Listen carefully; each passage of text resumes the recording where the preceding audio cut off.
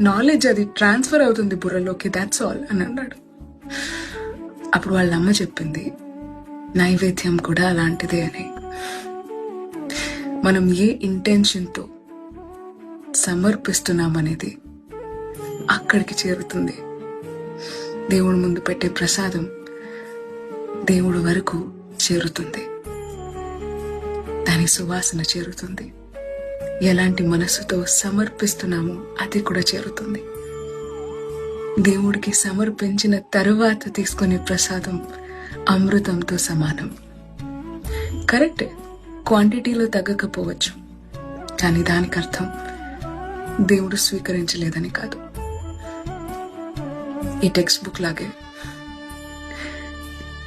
అది అక్కడే ఉంటుంది, కానీ అందులో ఉన్న భావన పై వరకు చేరుతుందని చెప్పిందంట. చిన్న కథ, నచ్చిందా?